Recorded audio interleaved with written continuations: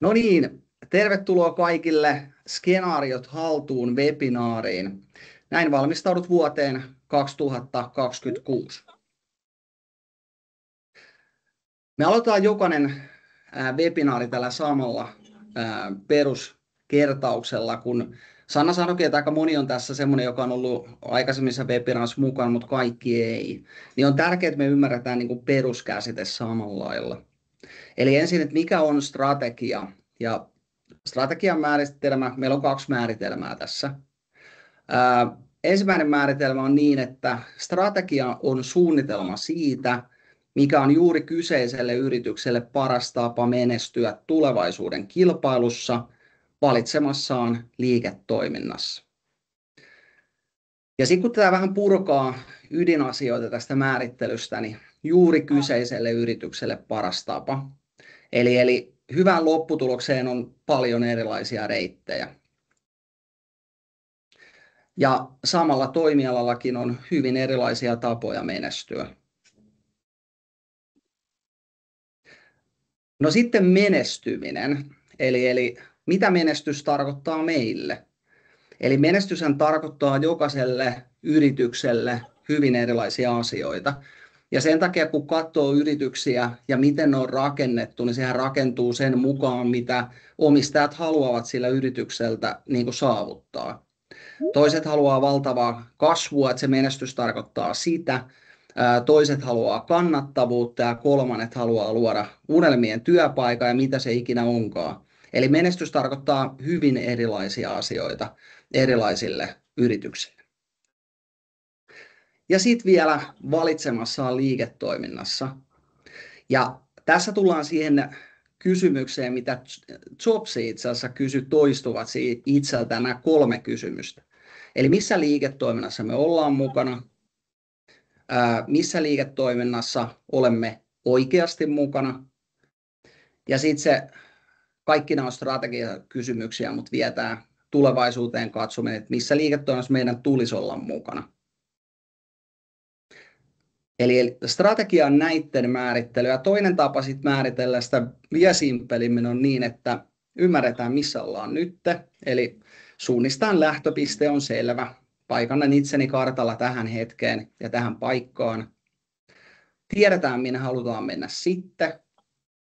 Ja sen jälkeen rakennetaan muutos. Että miten me päästään tuonne perille ja sitten vielä toi miksi. Eli mikä se on se purpose, minkä takia me rakennetaan tuota matkaa ja työskennellään valtavasti, että me päästään tonne. Tässä on 2 eri tapaa määritellä strategiaa.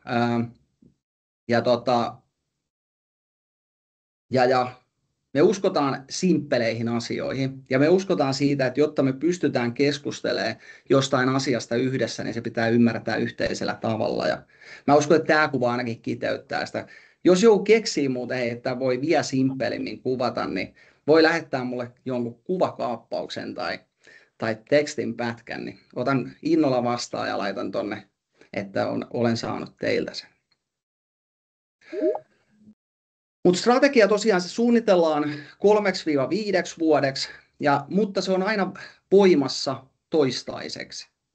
Eli uudelleenarviointi ja päivittäminen kerran vuodessa on se minimi, mikä kannattaa tehdä. Eli tuossa ei kannata sekoittaa sitä, että strategian suunnittelujännettä. Eli se suunnitellaan 3-5 vuotta on se tyypillinen, aika harvoin näkee, vielä tulee vastaan niitä kymppejä tietyissä liiketoiminnassa, mutta tyypillinen on 3-5 jopa 2. Eli se on se suunnittelujänne, mutta voimassaolo on aina niin kuin toistaiseksi. Ja tosiaan pitäisi aika ajoin sitä uudelleen arvioida ja päivittää. Ja minkä takia? Niin johtuen muutoksesta. Eli mehän ei muista luetakaan koko ajan keskustella kuin muutoksesta. Eli asiakastarpeet muuttuu, kilpailutilanteet, teknologiat, lainsäädännöt, geopoliittiset tilanteet, suurvalta-asemat. Kaikki tämmöiset niin kuin valtavat muutokset, mistä me koko ajan luetaan. Ja sitten meidän pitäisi jotenkin niin kuin pysyä tuossa muutoksessa mukana myös siinä strategiatyössä.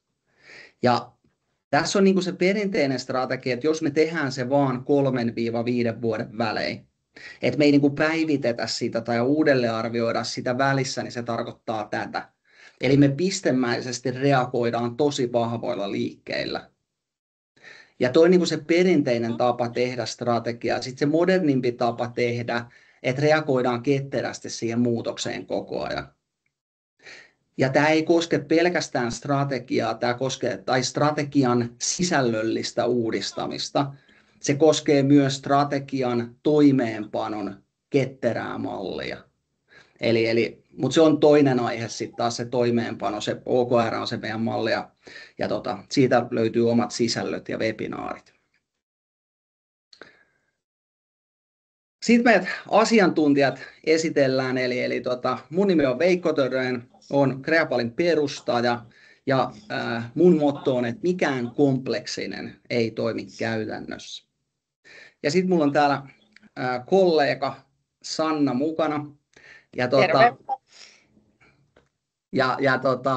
Sanna on osakkaana Creapalilla ja Sanna on asiakaslähtöinen ajattelija. Mottona on, että asiakaslähtöisyyttä ei voi fuskata.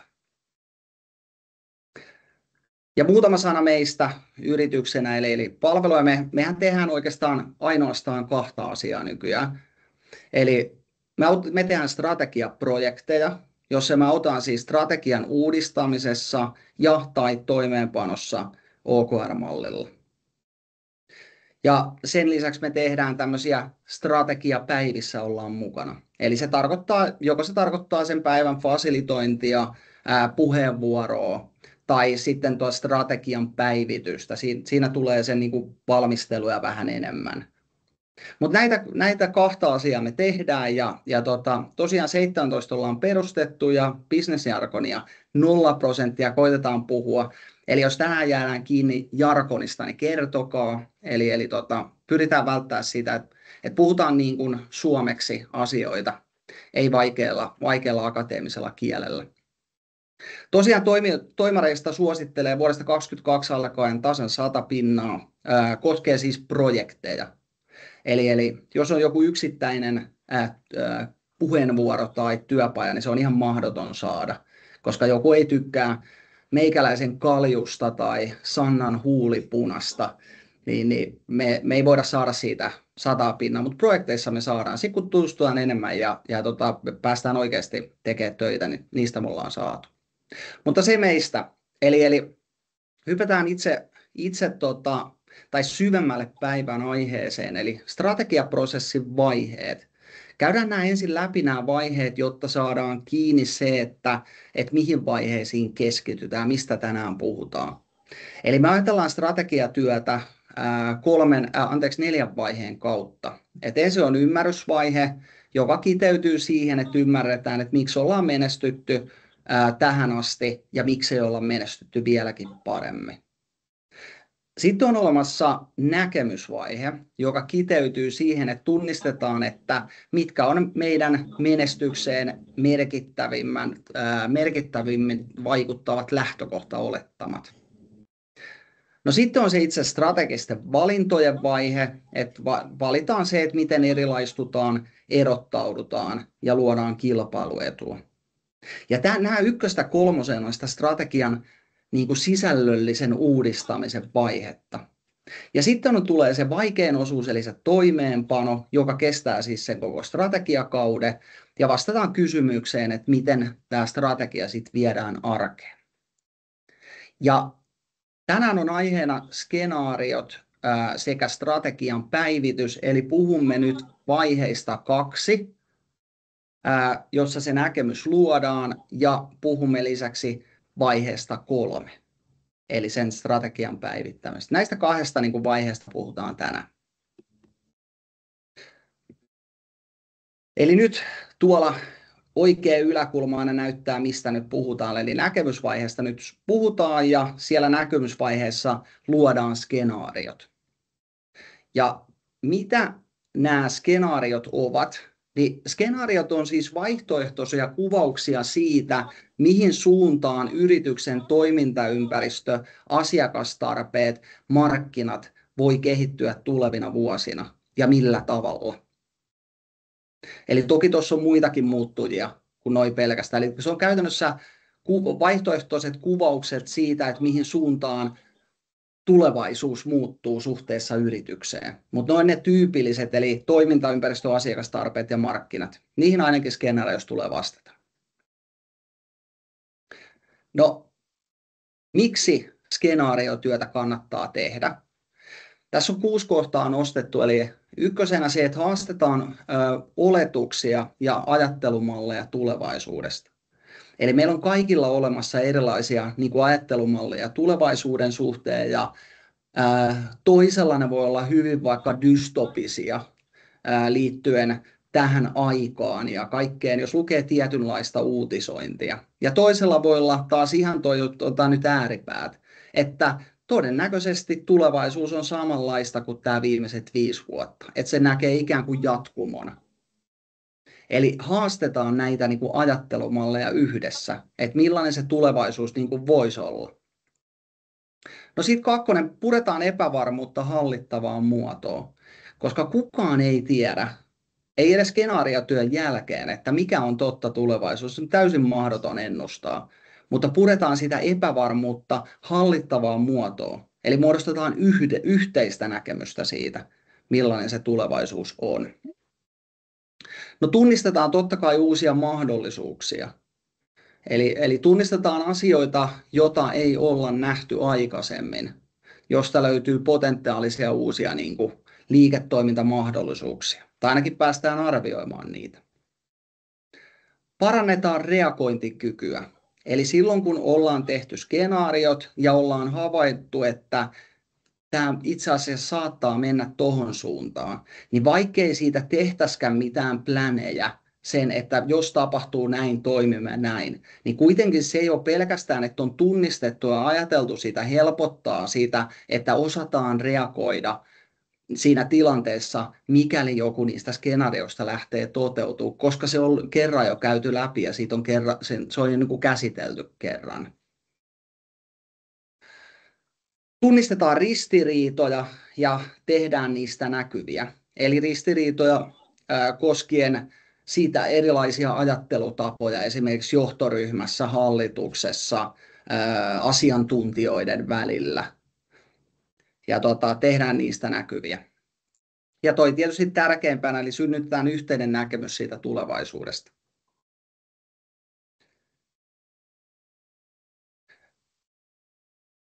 Miten nämä skenaariot sitten luodaan? Tämä on tiivistetty 3 steppiin. Eli ykkösenä tunnistakaa muutostekijät. Eli sano, onko siellä muuten jollain, hei mikki, onko siellä jollain auki, että jos sen saisi kiinni, kun siellä kuuluu vähän taustalla. Joo, eli tunnistetaan muutostekijät, eli ne muutostekijät, jotka vaikuttaa merkittävimmin teidän liiketoimintaan tulevina vuosina. Ja tässä on esimerkkejä, että mitä se voi olla. Geopoliittinen tilanne, talous, asiakaskäyttäytyminen, resurssien saatavuus ja kustannustaso, teknologiat, kilpailutilanne ja niin edelleen. Eli tämähän on niin kuin yrityskohtaista, riippuen missä bisneksessä ollaan, missä bisneksessä, niin kuin, että ollaanko kansainvälisessä kotimaissa ja näin poispäin, niin vaikuttaa siihen, mitä nämä muuttujat on. Ja ensin nämä muuttujat täytyy tunnistaa.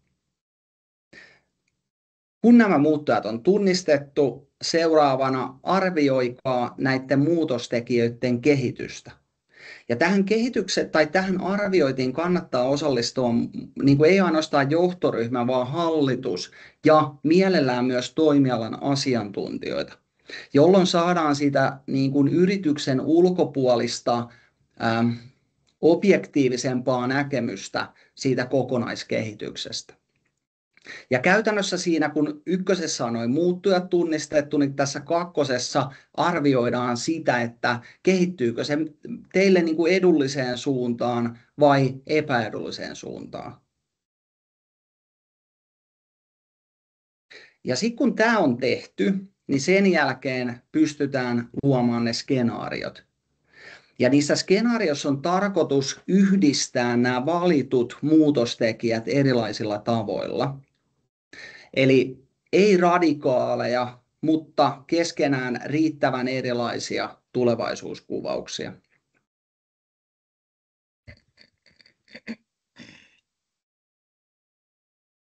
No tässä on skenaarion tiivi. Me käytetään siis tämmöistä, me näytetään niin kuin meidän pohja, mitä me käytetään. Eli käytännössä me tiivistetään nämä skenaariot tämmöiseen 3x3 malliin.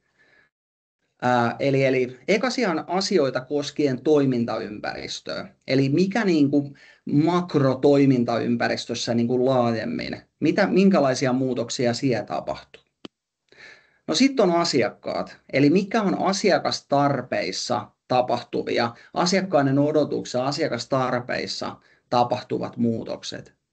Ja sitten on kolmantena toimiala, eli miten tämä tulee vaikuttamaan meidän toimialaan. Eli nämä 3 ja sitten se kertaa 3 tulee siitä, että me tehdään 3 erilaista skenaarioa. 1, 2 ja 3. Eli tästä muodostuu se niin kuin kokonaisuus. Ja sitten kun nämä skenaariot on saatu luotua,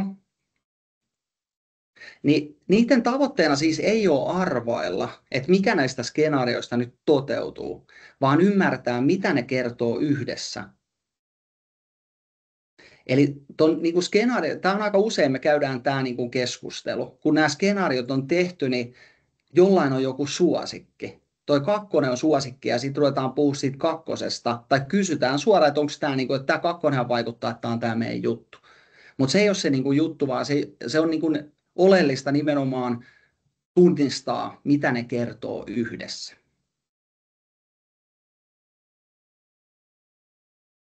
Tuosta on blogi kirjoitettuna. Eli jos haluaa enemmän noihin tutustua, niin siinä on tosiaan kerrottu tuo 3-vaiheinen malli. Tuossa on esitetty 5-vaiheisena, koska siinä esitetään kanssa, mitä me seuraavaksi käymme läpi. Mutta tosiaan siitä voi lukea lisää vielä aiheesta. No sitten, kun skenaariot on luotu, huomakkaa, että ollaan vielä siis tuolla näkemysvaiheessa. Että se näkemysvaihe ei lopu tuohon skenaariotyöhön ja siihen, että ne 3x3 skenaariot on tehty ja sitten tunnistettu, että okei, nämä on nyt semmoiset muuttujat, mihin me niinku uskotaan tulevaisuuden osalta. Toi näkemysvaihe jatkuu ja sen näkemysvaiheen jatkeena on ensin lähtökohtaolettamat. Ja lähtökohtaolettamat siis lähtökohtaolettamat on perusta, joiden varaan teidän strategiset valinnat tullaan tekemään. Eli tämä oli tämä 2-vaihe täällä oikeassa yläkulmassa, niin sen jälkeenhän oli vaihe valinnat. Niin se strategiset valinnat vaihe perustuu näille lähtökohtaolettamille. Eli minkä oletamme muuttuvan tai käydään kohta se määrittely, se on paremmin määritelty. Eli miksi nämä lähtökohtaolettamat siis tehdään? Koska nämä strategiset valinnat eivät ole loogisia, jos ne ei perustu yhteiseen näkemykseen siitä, mihin uskotaan ja mihin perustuen. Eli jos ei tätä tehdä näkyväksi ja jos ei yhdessä päädytä niin kuin johtoryhmällä ja hallituksen kanssa tiettyyn olettamiin ja niitä ei niin kuin kirjata ylös, että nämä ovat meidän olettamat, niin sitten kun tehdään strategisia valintoja, niin niitä on aika vaikea tehdä. Tai kyllä ne saadaan tehtyä, mutta sitten ne ei enää perustu yhteisiin olettamiin, koska jos ei ne ole yhteydessä päätetty, että ne on nämä, niin ne perustuu kaikkien sen hetken näkemykseen tai tilanteeseen, jonka takia ne eivät ole loogisia tai ne eivät ole niin selkeästi loogisia ainakaan.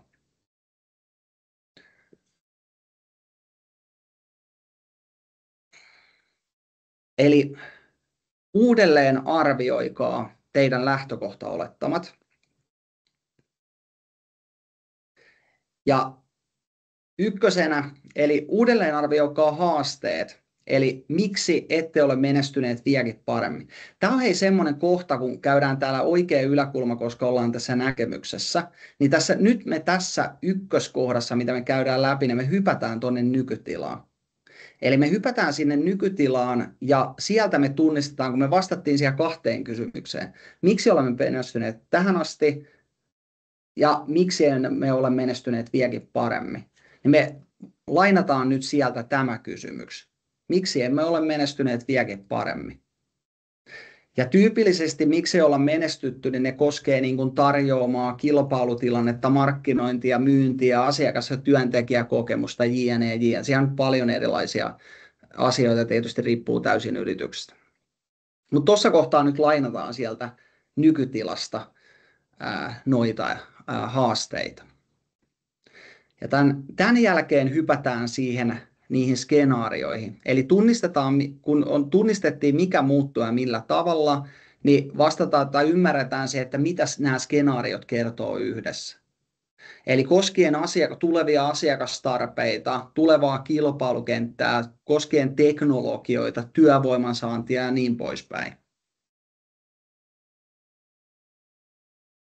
Ja kun nämä kaksi asiaa lyödään yhteen, eli toi 1 plus 2, niin sitten saadaan tehtyä toi 3. Eli kiteytetään tyypillisesti näitä on 3-6 lähtökohtaolettamaa. Eli ne haasteet, eli toi kohta 1, plus muutokset, eli kohta 2. Ja tuossa on muutama esimerkki, että minkälaisia nämä lähtökohtaolettamat esimerkiksi voisi olla. Eli esimerkkinä näin, että toimialamme konsolidaatio kiihtyy. Tai esimerkiksi oletus siitä, että regulaatio ja vastuullisuusvaatimukset kiristyy entisestään. Tai esimerkkinä oletus, että emme pärjää hintakilpailussa niin kuin nykyisellä kulurakenteella. Tai jotain ihan muuta.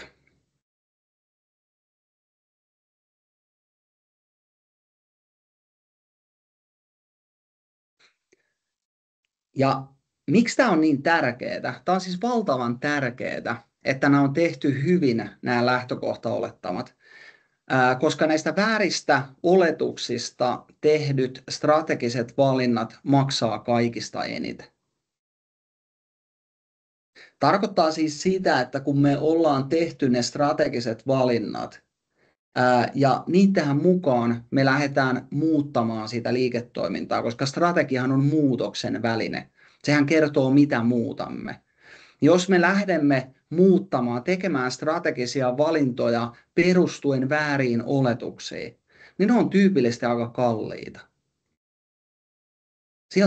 Sieltä on niin kuin työlästä pakittaa pois, koska kun me ollaan tehty ne strategiset valinnat ja niiden mukaan se tietysti toimeenpano, niin sitten kun me toimeenpannaan jotain asiaa, joka perustukin ensin niille hatarille tai väärille oletuksille, jonka pohjalta väärille valinnoille, ja sitten me toimeenpannaan sitä niin kuin lopputulemaa, niin se käy kalliiksi.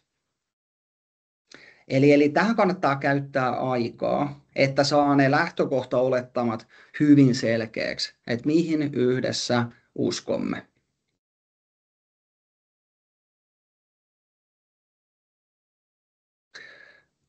Tästä on myös blogi kirjoitettuna, eli siellä on kuvattu, että mitä nämä lähtökohtaolettamat on ja miten nämä tehdään.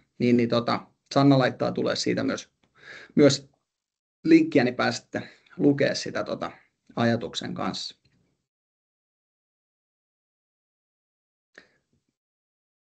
Tämän näkemysvaiheen lopputuloksena me ollaan vielä siinä kohdassa 2. Eli ensin tehtiin skenaariot, jonka jälkeen tehtiin lähtökohtaolettamat. Ja tämän vaiheen lopputuloksena siis teillä tulisi olla 3-6 lähtökohtaolettamaa, joihin perustuen strategiset valintanne uudelleen arvioidaan ja päivitetään. Eli tämä on nyt sitä päivittämistä, mistä puhutaan. Eli meillä oli 2 aihetta tänään, skenaariot ja strategian päivitys. Ei strategian uudelleen tekeminen. Eli nyt ei puhuta siitä, että teemme 3-5 vuoden välein uutta strategiaa, vaan että päivitetään. Jotta sen päivityksen voi tehdä, niin se vaatii, että nämä lähtökohtaolettamat on uudelleen arvioitu. Ja tosiaan se skenaariotyö helpottaa siinä kummasti, että sen saa tehtyä.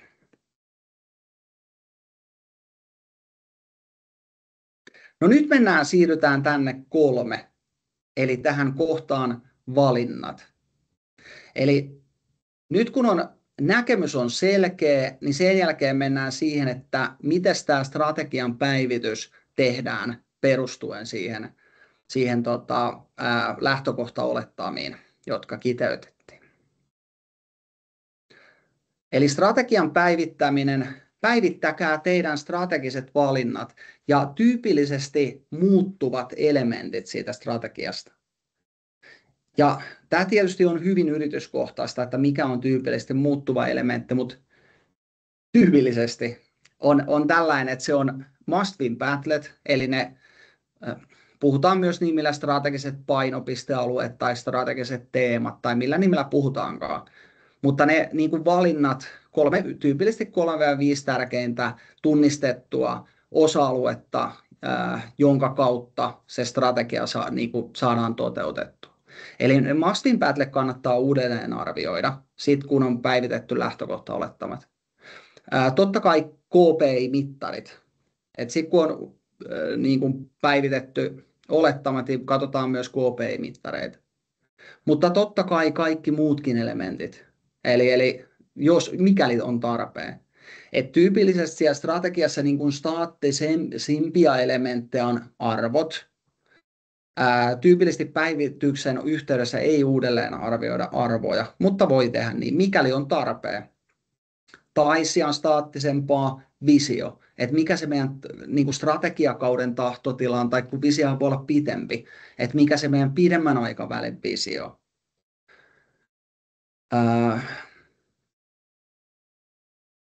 Joo.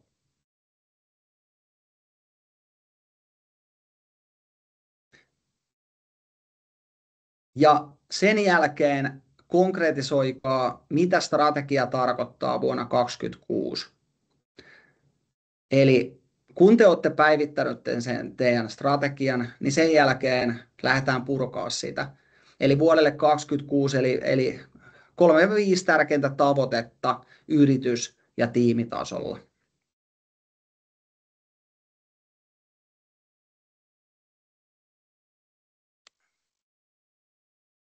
Tämän valinnat-vaiheen, kun tämä strategian päivityksen teette, eli uudelleen arvioitte sen strategiaa ja konkretisoitte, että mitä se tarkoittaa vuonna 2026, niin tämän niin kuin vaiheen lopputuloksena teillä tulisi olla helposti ymmärrettävä, innostava ja merkityksellinen strategia, joka auttaa teitä erilaistumaan ja luomaan kilpailuetua valitsemallenne markkinoilla.